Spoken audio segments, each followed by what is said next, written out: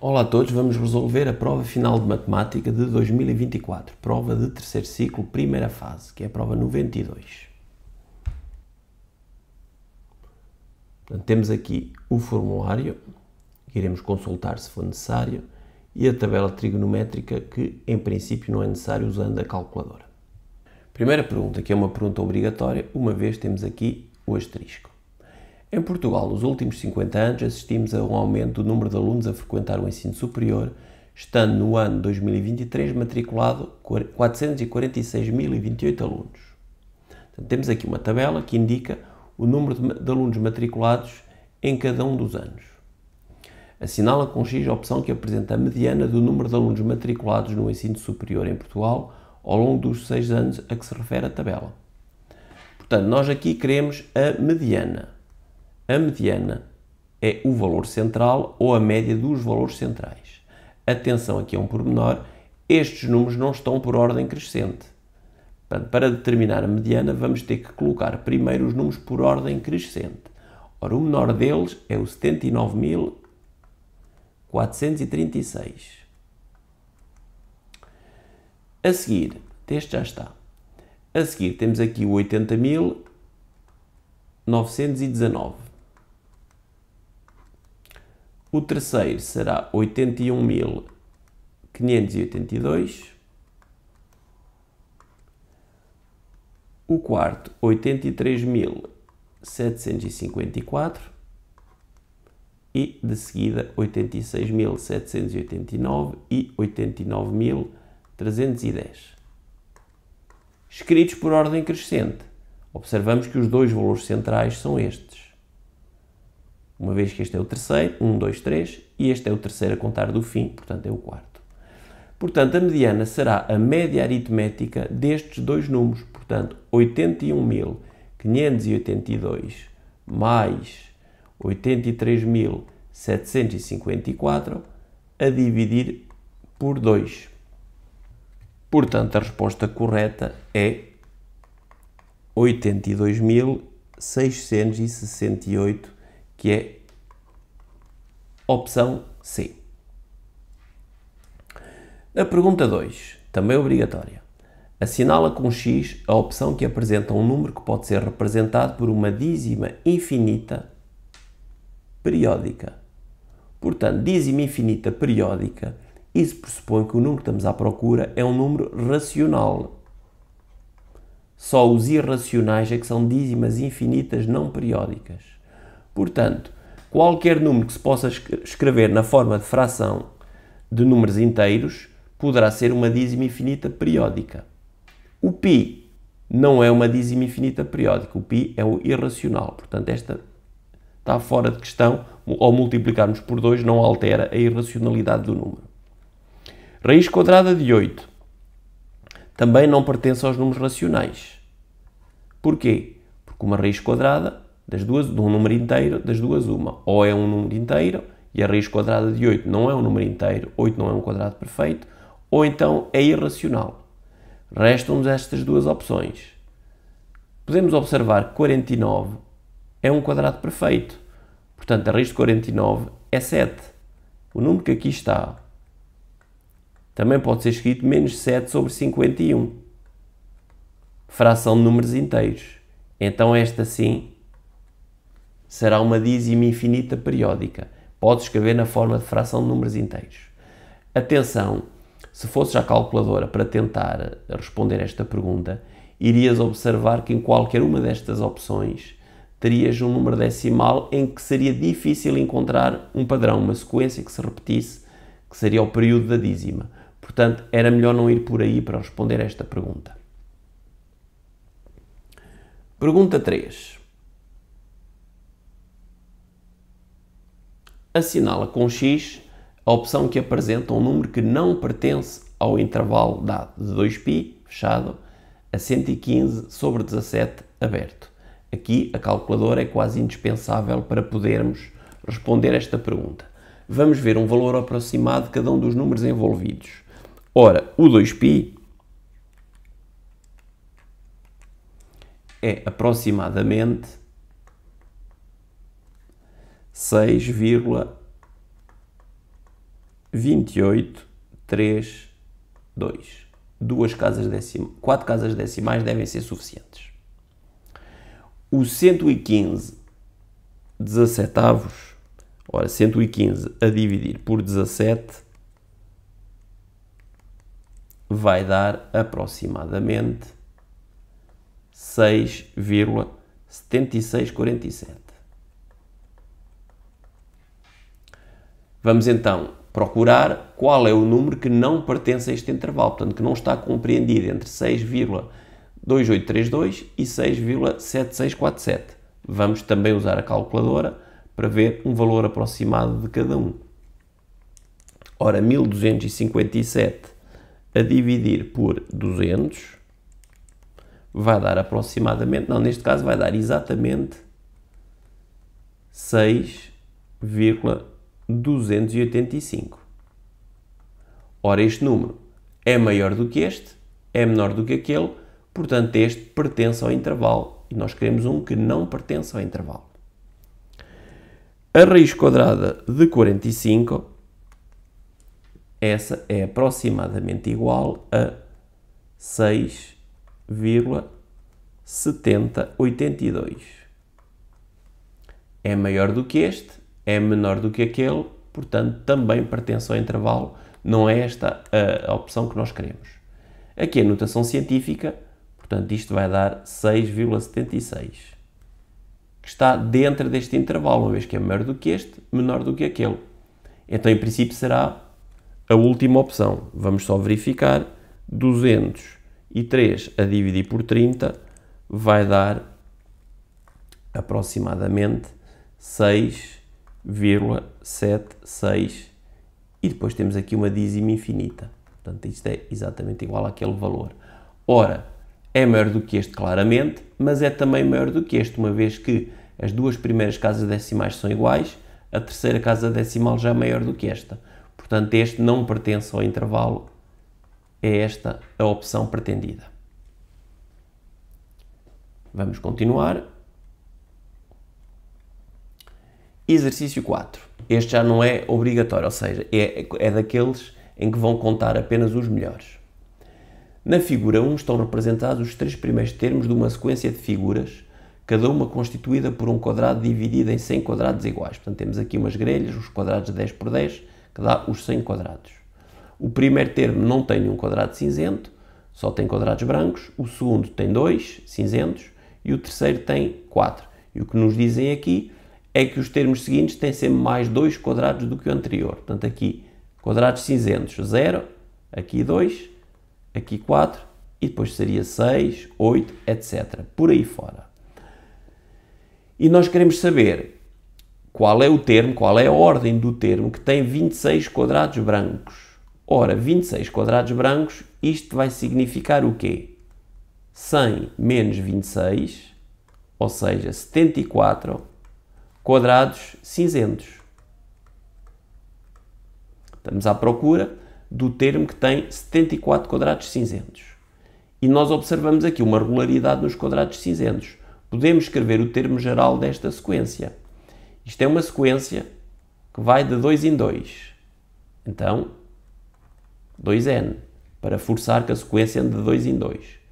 No entanto, se ficasse só 2n, o primeiro termo seria 2 vezes 1, 2. Mas nós não queremos 2, queremos 0. Então vamos subtrair 2. E vamos confirmar com os termos seguintes. Segundo termo, 2 vezes 2, 4, menos 2, 2. Terceiro termo, 2 vezes 3, 6, menos 2, 4. Então está correto o nosso termo geral. Queremos que este termo tenha 74 quadrados cinzentos. Vamos então resolver a equação obtida. 2n igual a 74 mais 2, ou seja, 2n igual a 76, portanto, o n será 76 a dividir por 2, que vai dar 38. Então a nossa resposta é que a ordem do termo que nós estamos à procura é 38, portanto é o 38º termo.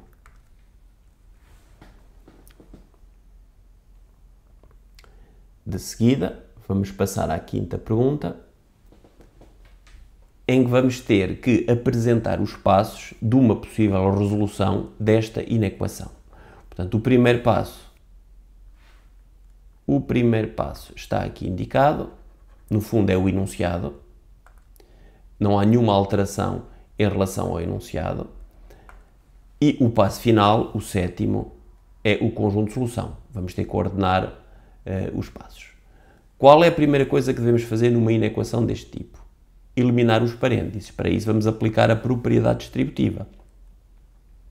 2 quintos vezes menos x vai dar menos 2 quintos de x, 2 quintos vezes menos 5 terços vai dar menos 10 quinzeavos, que pode simplificar. Ora, vamos ver em qual das opções é que temos isso. Portanto, aqui estamos numa fase bem mais adiantada, estas duas poderiam ser a considerar, mas aquela em que temos o produto de 2 quintos por menos x está aqui. E depois o produto de 2 quintos por menos 5 terços vai dar 2 terços, portanto esta será o segundo passo. De seguida, o que é que vamos fazer? Passar os termos com incógnita para um membro, termos sem incógnita para o outro. Poderíamos também, numa resolução alternativa, igualar os denominadores, mas essa não é a estratégia utilizada nesta resolução. Portanto, vamos passar para a fase de passar os termos com incógnita para um membro. Neste caso, os 4 termos estão presentes aqui, termos com incógnita no segundo membro, ou seja, temos este termo que passou para aqui e este termo que passou para ali. Portanto, este será o passo seguinte. 3. Agora que já temos termos com incógnita no segundo membro, termos sem incógnita no primeiro, vamos simplificar, ou seja, 1 terço menos 4 terços vai nos dar menos 3 terços. E menos 3 terços é menos 1. Portanto, menos 1 no primeiro membro. E aqui vamos ter que reduzir ao mesmo denominador, 15avos, portanto, o passo seguinte será este. E agora só nos faltam 2. Qual deles será? O que vamos ter que fazer é, comparando uma situação e a outra, esta inequação é muito semelhante a esta, está escrita da direita para a esquerda ou da esquerda para a direita. E enquanto que aqui já temos o x isolado. Então este será o passo seguinte e este, o último passo antes do conjunto de solução, que é aquele que já temos a inequação resolvida, que depois irá dar origem a este conjunto de solução.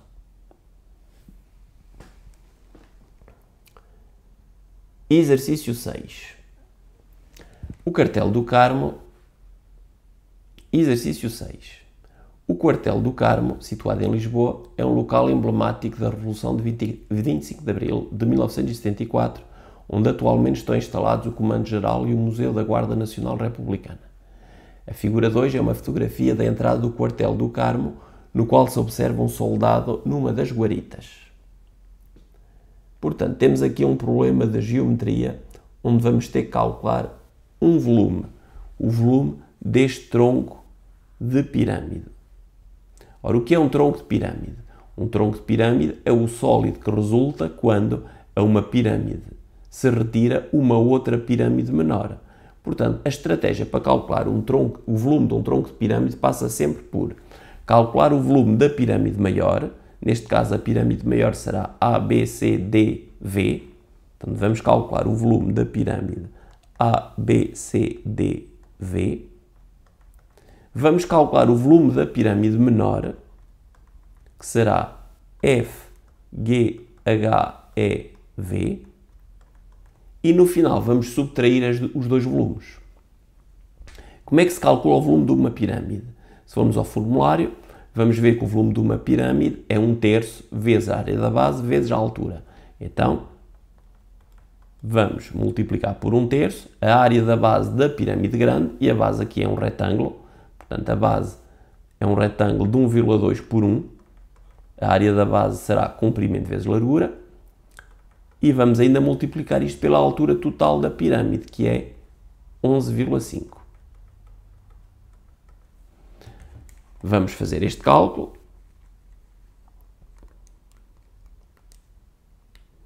Portanto, 1/3 vezes 1,2 vezes 1 vezes 11,5, que vai nos dar 4,6 metros cúbicos.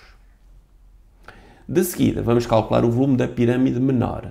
Ora, 1/3 vezes a área da base, 0,96, vezes 0,8, vezes a altura. Atenção, a altura não está cá indicada, mas vamos calculá-la facilmente. A altura que nós pretendemos é esta, portanto será 11,5 menos 2,3, que vai dar 11,5 menos 2,3, 9,2 metros. Portanto, vezes 9,2. Sendo assim, o volume da pirâmide menor,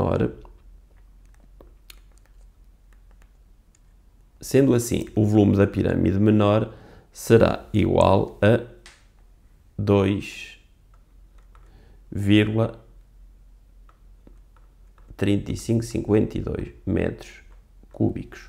Portanto, o volume do tronco é a diferença, 4,6 menos 2,3552, que vai dar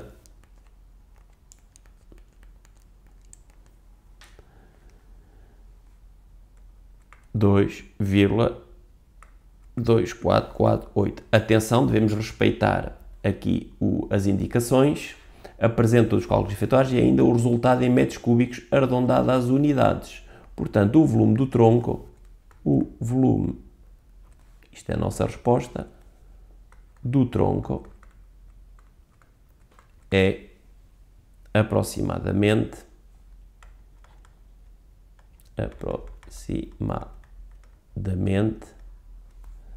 2 metros cúbicos.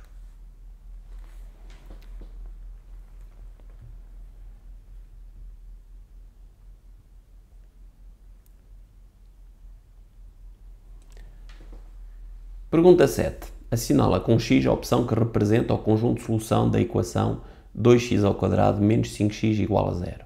Portanto, uma equação de segundo grau incompleta. É incompleta porque não tem termo independente. Este tipo de equação pode-se resolver aplicando a lei do anulamento do produto. Para isso, vamos pôr o x em evidência. E então fica aqui 2x menos 5.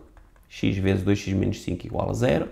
Com a lei do anulamento do produto, concluímos que o x é igual a 0 ou que 2x menos 5 é igual a 0. E sendo assim, as nossas soluções serão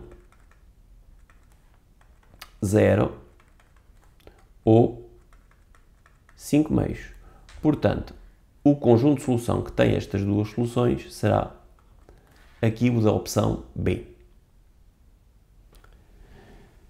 No exercício 8, temos aqui um retângulo ABCD, no qual está representada uma diagonal que forma aqui com este lado um ângulo de 11 graus. É-nos dado o comprimento do retângulo, 960 cm, e queremos determinar AC, a diagonal. Neste caso temos aqui um ângulo reto, uma vez que se trata de um retângulo, e ABC é um triângulo retângulo. Portanto, estamos em presença aqui de um exercício de trigonometria. Temos um ângulo agudo, temos um dos lados, que neste caso será um cateto, e nós queremos determinar este lado que vai ser a nossa hipotenusa.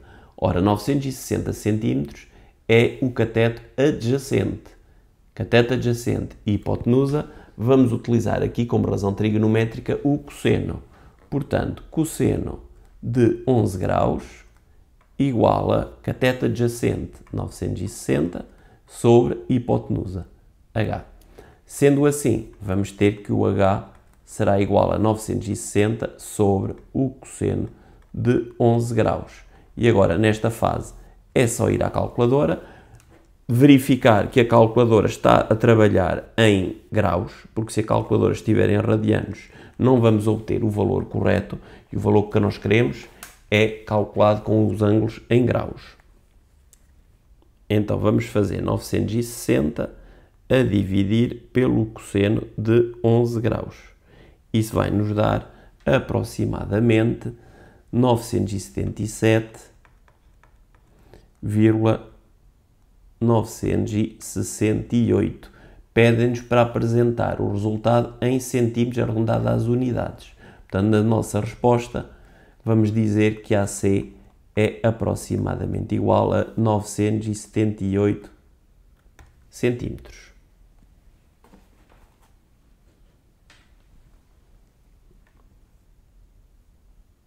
Exercício 9. As primeiras eleições após a Revolução de 25 de Abril de 1974 realizaram-se no dia 25 de Abril de 1975 e tiveram a maior participação de sempre dos eleitores portugueses. Considera-se que nessas eleições estavam inscritos 6,22 milhões de eleitores, dos quais 8% não votaram. E nós queremos então saber o número de eleitores que não votaram nessas eleições, apresentando em notação científica. Portanto, vamos ter que começar por calcular 8% de 6,22 milhões. Podíamos passar já este 6,22 milhões para a notação tradicional ou podemos deixar isso para depois.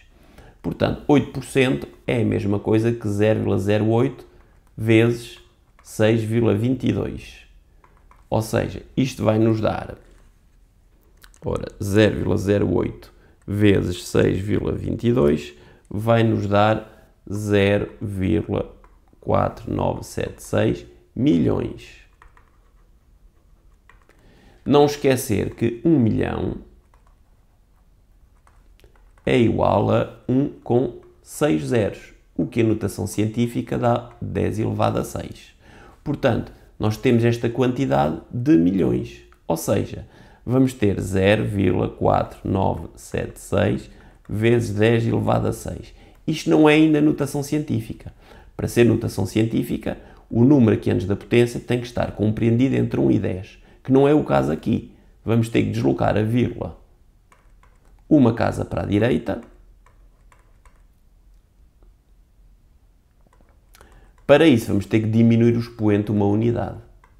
Então, esta será a nossa resposta em notação científica.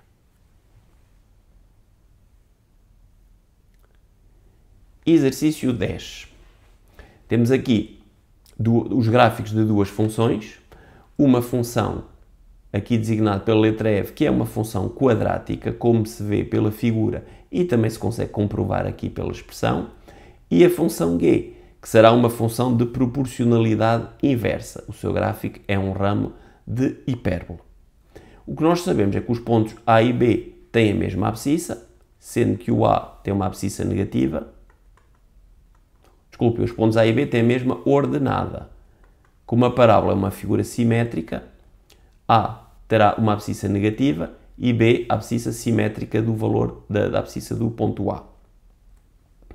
O que é que nós podemos dizer? Nós sabemos que o A tem a ordenada 3, mas por outro lado o A é um ponto do gráfico desta função. Então, eu sei que a abscissa do A, substituída nesta expressão, vai dar uma ordenada 3. Então eu posso dizer que 1/3 de x ao quadrado vai ter que dar 3. Ou seja, vamos ter x ao quadrado igual a 9, ou seja, x igual a 3 ou menos 3. São estas as coordenadas, são estas as abscissas, perdão, dos pontos A e B. São os dois pontos que têm a ordenada 3. Ora, o que nós queremos é uma expressão da função G. A função G é de proporcionalidade inversa, que tem como particularidade é que qualquer ponto desta curva tem um produto de abscissa e ordenada sempre constante, que é a chamada constante proporcionalidade inversa. E uma vez que o ponto B de coordenadas 3, 3 pertence ao gráfico, chegamos à conclusão que essa constante proporcionalidade inversa será 3 vezes 3, que dá 9. Portanto, a expressão vai ser esta. G de x igual à constante proporcionalidade inversa sobre x.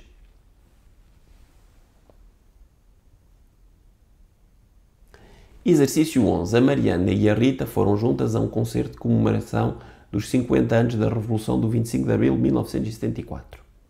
A Mariana saiu de casa e caminhou até a casa da Rita, onde esperou um pouco pela amiga. Esta informação é importante. Juntas caminharam até ao local do concerto, onde ficaram a assistir, portanto estiveram novamente paradas. A distância da casa da Mariana ao local do concerto é maior do que a distância da casa da Mariana à casa da Rita. Quando terminou o concerto, as duas amigas regressaram à casa da Rita. E pelo mesmo caminho, relativamente ao percurso da Mariana, considera a função f que traduz a correspondência entre o tempo t decorrido desde que a Mariana saiu de casa até o seu regresso à casa da Rita e a distância d a que se encontra de sua casa. Temos aqui duas propostas de gráfico. Nem o gráfico A nem o gráfico B representa a função f. Apresenta uma razão que justifique que o gráfico A não pode representar a função f e outra razão que justifique que o gráfico B também não pode representar a função f. Ora, aqui é importante ressalvar que a distância d é a distância a que a Mariana se encontra de sua casa. A Mariana parte de sua casa, por isso a distância começa por ser 0. Isto está correto nas duas. À medida que se vai afastando de casa, a distância aumenta. Aqui há uma paragem. Esta é a paragem da Mariana até em casa da Rita. E depois retomou o caminho. Esta é a segunda paragem, mais longa, que se pressupõe que seja a paragem quando estão no concerto. Mas a seguir regressam a casa. Aqui temos o problema. A distância a seguir a isto deveria diminuir e não aumentar. Portanto, esse pode ser o argumento para excluir o gráfico A.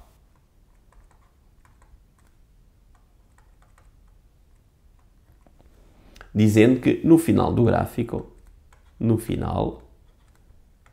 a distância deveria diminuir e não aumentar.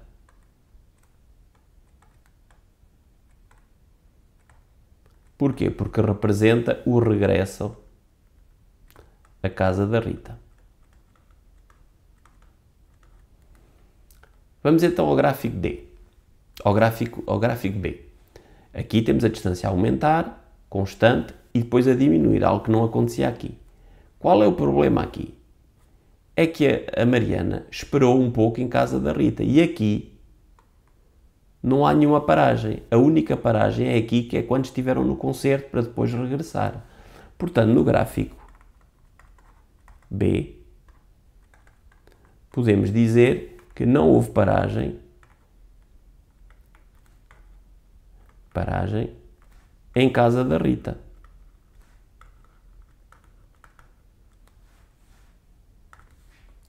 Só houve uma paragem, que supõe que seja o concerto antes do regresso.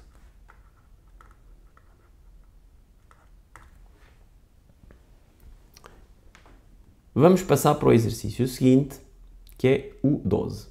No 12 temos aqui representados um quadrado A, B, C, D e o retângulo A, E, F, G. Temos aqui algumas indicações. Aqui este quadrado tem um lado X e este retângulo ultrapassa aqui 3 unidades e tem aqui 3 unidades a menos.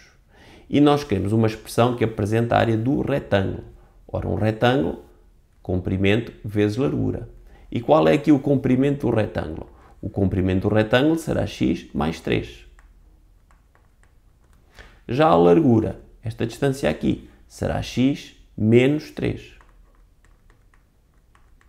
Podemos então dizer que a área do retângulo será x mais 3 vezes x menos 3. Ora, isto é um caso notável, a diferença de quadrados. Isto é x ao quadrado menos 3 ao quadrado. 3 ao quadrado dá 9, portanto a opção correta será esta.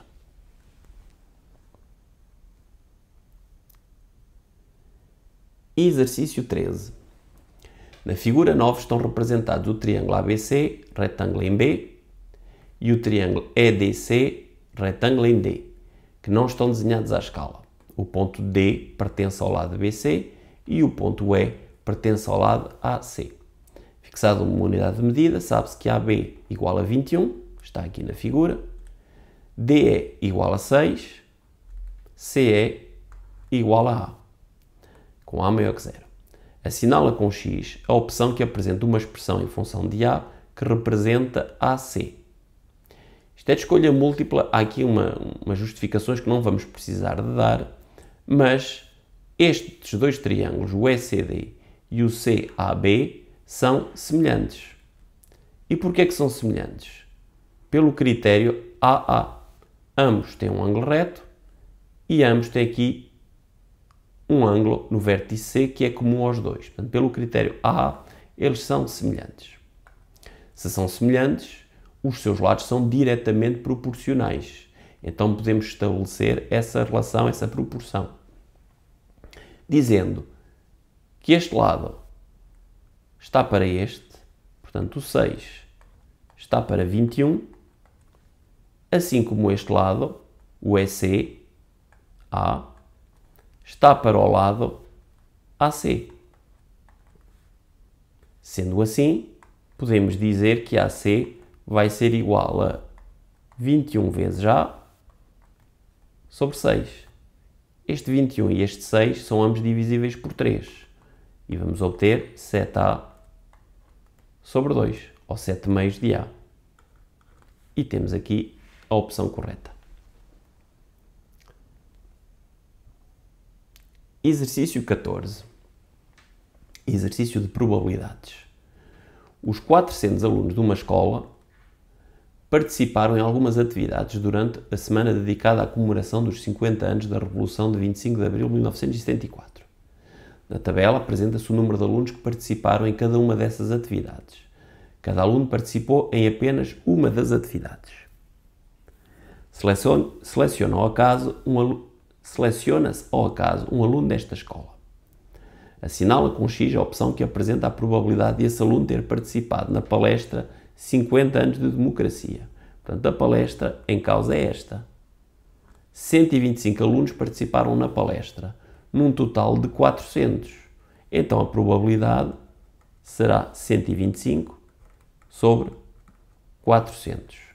Isto não é uma fração irredutível. As opções que ali temos, todas elas são frações irredutíveis. Portanto, vamos ter que simplificar apenas esta equação.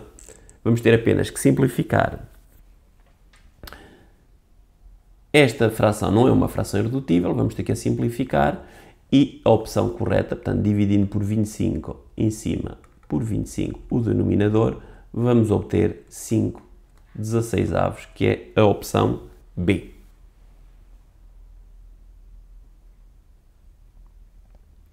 Exercício 15, outro exercício de probabilidades.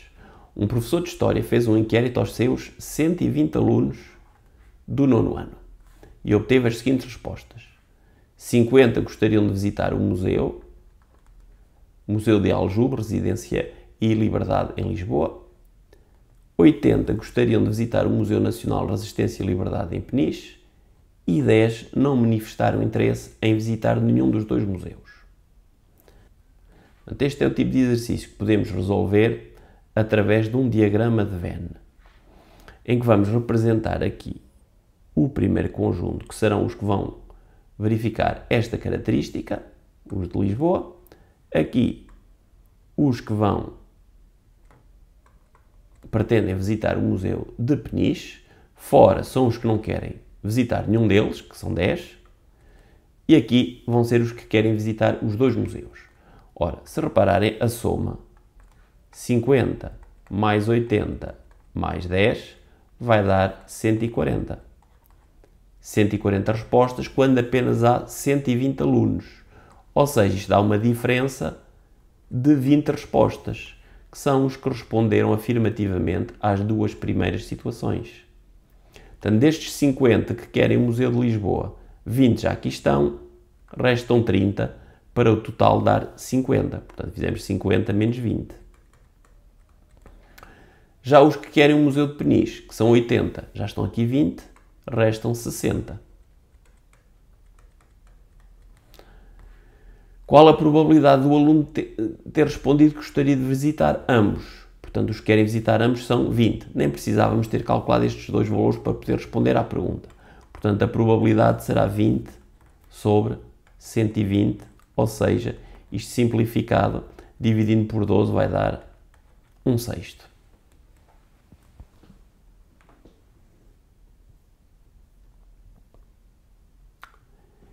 Exercício 16, um exercício de geometria da circunferência. Portanto, temos aqui uma circunferência, temos aqui A, B, C, D e F pertencem à circunferência, o ponto E está fora. O ponto F pertence à reta CE. CF é um diâmetro, portanto passa aqui no centro da circunferência. O triângulo ODE é retângulo em D, como indica aqui o símbolo de ângulo reto. OED 30 graus, está na figura. BAD 80 graus, também está na figura.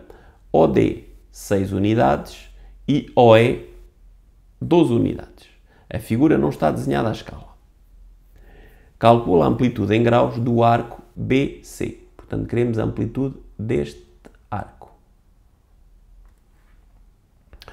O que é que nós temos aqui? Temos este ângulo com 80 graus. Este ângulo tem o vértice sobre a circunferência, portanto é um ângulo inscrito.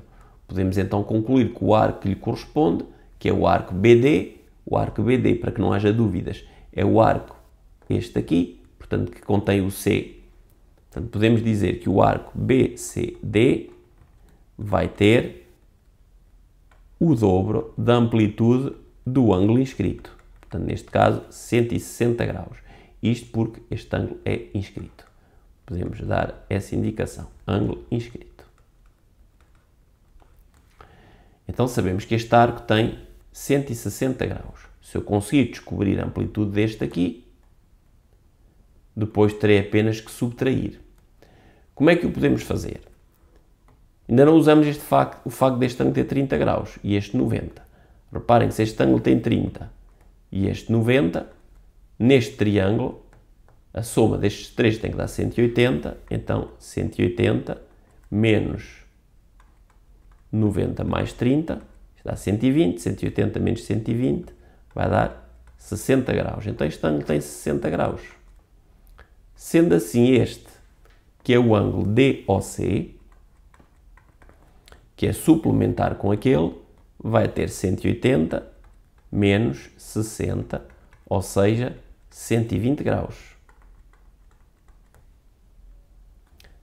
E está feito. Se este ângulo, que é um ângulo ao centro, tem 120 graus, o arco também terá os mesmos 120 graus. Sendo assim, o nosso arco BC, que é o que é pedido, a amplitude do arco BC, será os 160 do BCD menos os 120 do arco DC, ou seja, 40 graus.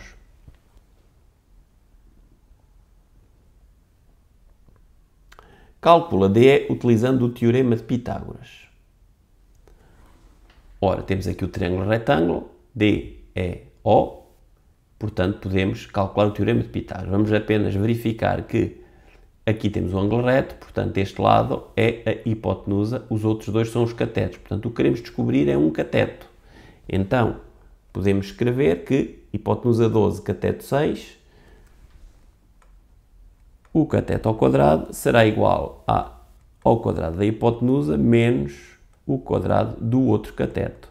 Portanto, x ao quadrado é igual a 144 menos 36, o que significa que x ao quadrado será igual a 108, portanto o x será igual a mais ou menos raiz quadrada de 108, sendo que estamos a falar de uma distância, portanto estamos a falar de um número positivo. Portanto, podemos dizer que x é aproximadamente igual à raiz quadrada de 108 e a raiz quadrada de 108 é aproximadamente 10,39, arredondada às décimas, 10,4.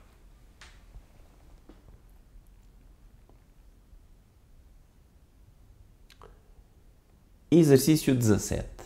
Em 1976, os portugueses foram a votos para eleger os seus representantes na Assembleia da República.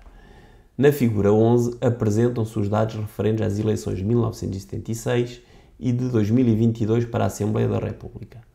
Pode observar-se o número de partidos políticos concorrentes. Pode-se observar o número de partidos políticos concorrentes, quantos destes elegeram deputados. o número total de deputados eleitos, o número de deputados eleitos por partido político ou coligação e ainda a percentagem de mulheres eleitas. Vamos assinalar com X as 3 afirmações verdadeiras, portanto, 2 serão falsas. Afirmação A. Em 1976 foram eleitas 15 mulheres deputadas.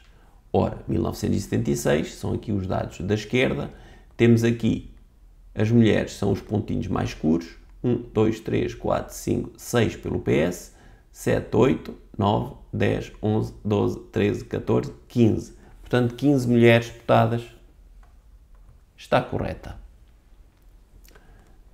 Em 2022,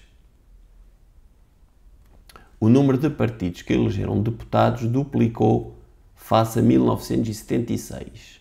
Ora, em 2022, os partidos que elegeram deputados são 1, 2, 3, 4, 5, 6, 7, 8. 8 elegeram deputados, estava aqui escrito. Enquanto que em 1976 foram 5. Aqui dizem-nos que duplicou. Ora, o dobro de 5 seria 10 e não 8. Portanto, esta é falsa. C. Em 2022, houve um partido político que elegeu o mesmo número de homens e de mulheres deputadas. Ora, vamos aqui ver.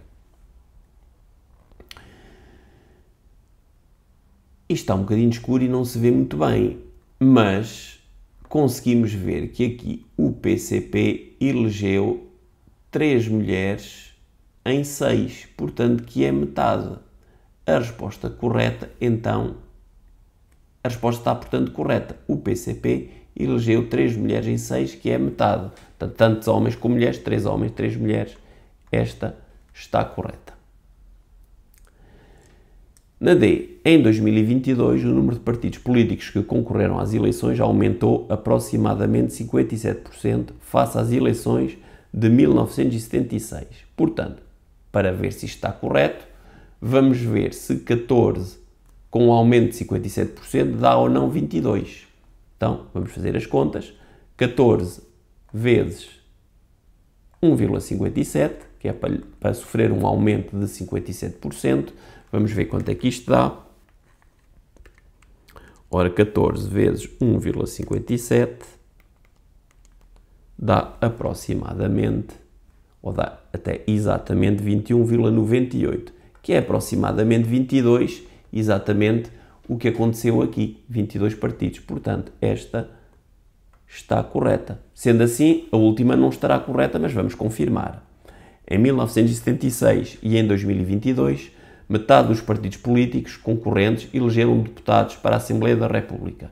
Portanto, aqui tínhamos 14 partidos, só 5 elegeram. Não é nem de perto nem de longe metade. E aqui também não, 22, bastava aliás que uma delas não se verificasse. Mas aqui nenhuma delas se verifica, portanto, a opção E está errada. E assim chegamos ao fim. Chegamos ao fim da resolução do exame. Espero que te tenha corrido bem e até à próxima.